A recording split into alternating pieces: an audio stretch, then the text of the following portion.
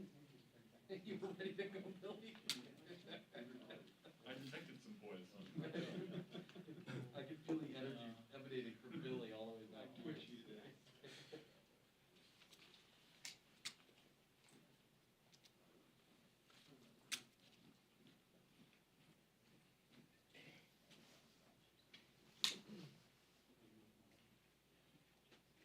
Jackie.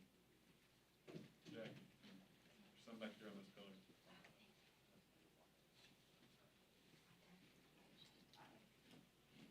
Come on.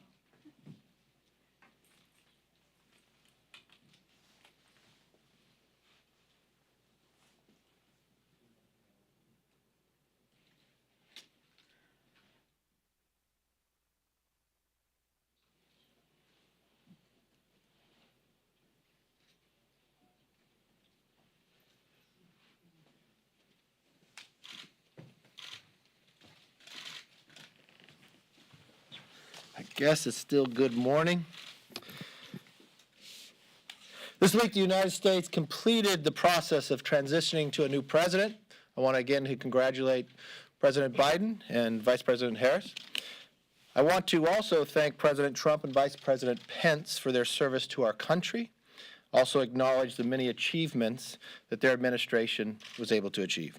In just 4 years, we were able to build the greatest American economy we've seen in a generation. Strengthen our military, passed historic peace deals, secured our southern border, and ratified the United States-Mexico-Canada trade agreement. While there was change of the political party in the White House, the problems that we need to address still impact America. Our Republican, Democrat, and independents alike need to work together.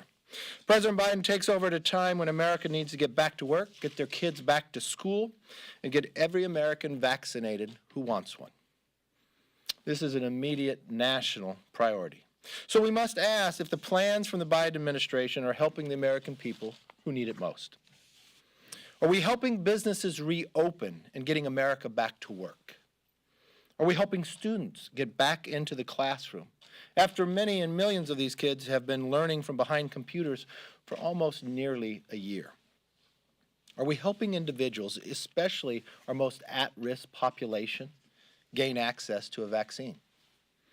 That is why I was disappointed to see within hours of assuming office, the new administration was more interested in helping illegal immigrants than helping our own citizens. More interested in virtue signals to the climate activists than supporting the union workers who were building the Keystone Pipeline. And more interested in appeasing the WHO than getting to the bottom of how China released this virus to the world in the first place. In fact, just this week, a panel established by the WHO itself said the organization failed to act quickly at the start of the pandemic. Instead of demanding leadership change and reforms, unfortunately, it's the wrong signal that the Biden administration is rewarding failure. These are the wrong priorities at the wrong time.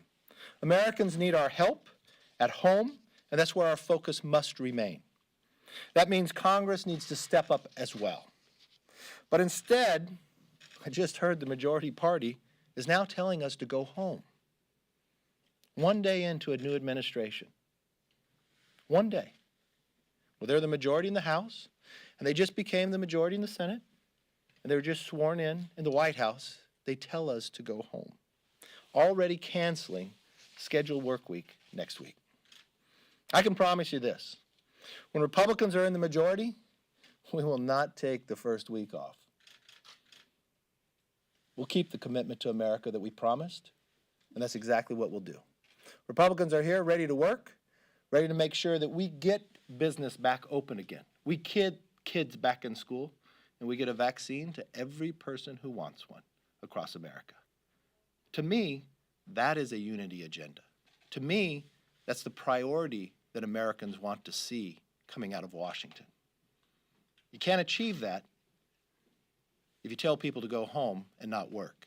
You can't achieve that if your focus is more on the Paris Accord, ending a Keystone Pipeline. Those are not the achievements that I think America wants to see out of Washington and unity. With that, let's take some questions. Yes, ma'am.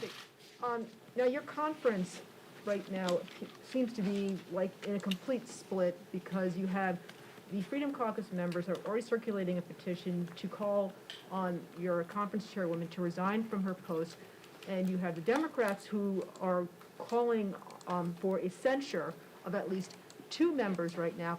Will your conference come together to stand behind those 2 members who are being called on to be censured? And where are you right now as far as the leadership is concerned, since there is a split as far as you guys are concerned on impeachment? Is there going to be any unity whatsoever going forward into this Congress? You know, what's different within our party and maybe with others, people have difference of opinion. We will have a conference next week. We won't air it to the public, but we'll answer the questions everybody has. This is the same leadership team with the ranking members and others that came 5 seats away from winning a majority when everybody in America thought we were going to lose 20 seats. Yes, we allow differences of opinion inside our conference. They're welcomed. But I think there's questions that need to be answered, style in which things were delivered. At the end of the day, we will unify because our policies are right, which will unify us around. Do we have growing pains? Yes, we will.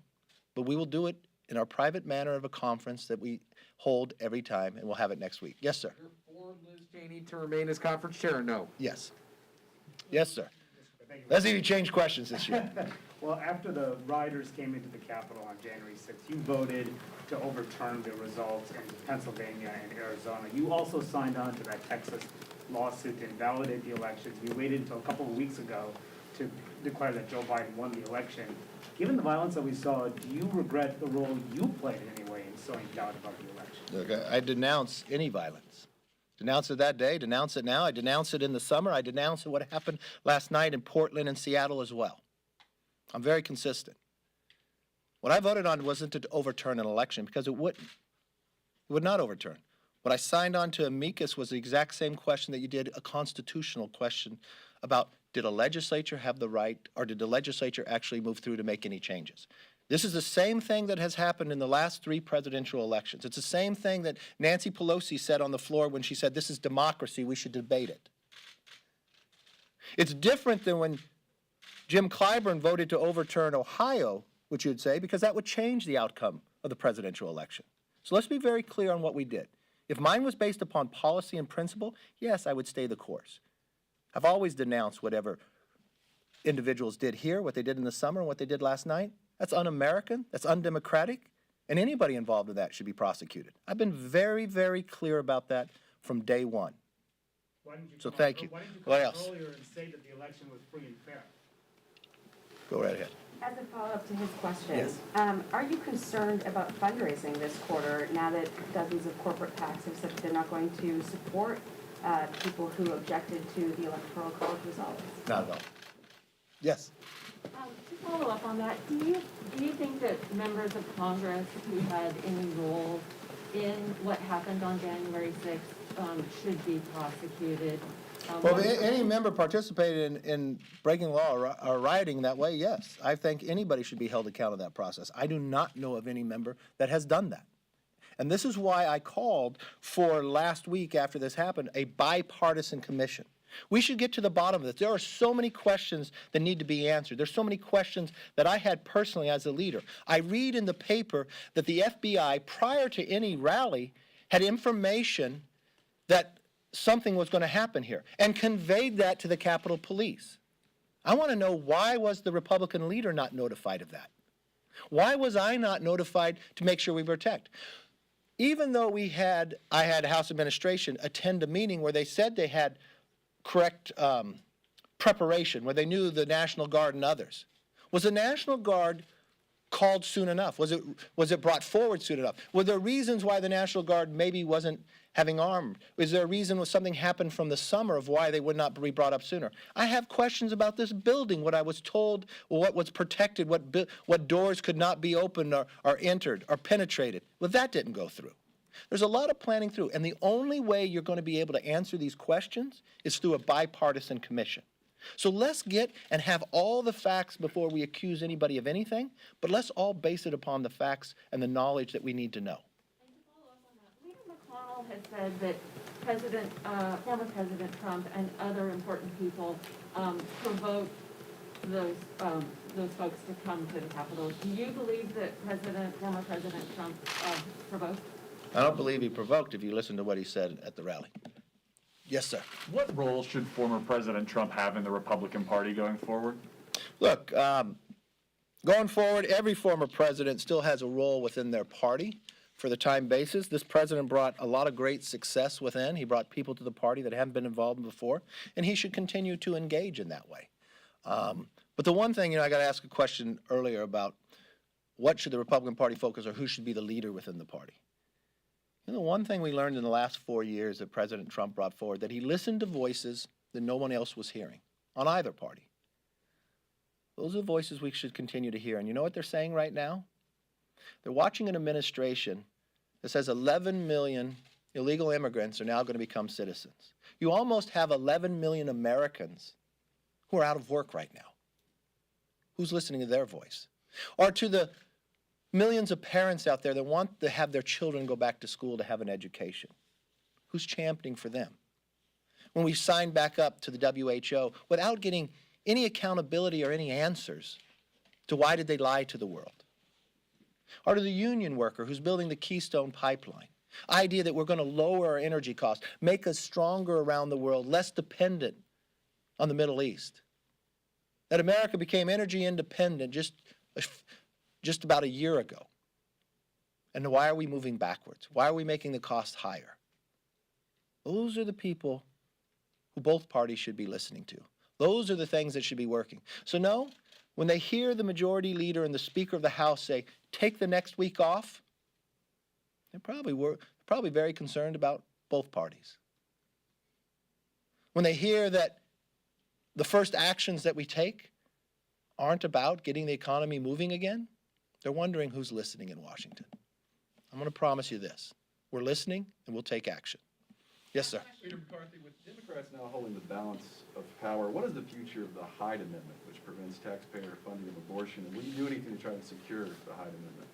Yes, but the Hyde Amendment should not just be a Republican issue, it's an American issue. Regardless of where you fall on this position, should taxpayers' money be spent for this? Because you know what? The Hyde Amendment has been agreed to for decades, not just by Republicans, but Republicans and Democrats. I think the individual that's sitting in the White House today had voted for it many times. It'd be interesting if people would change their opinion now. That would seem pretty political to me, instead of being a basis of what your principles stand for. Thank you all very much. I hope you have a great week.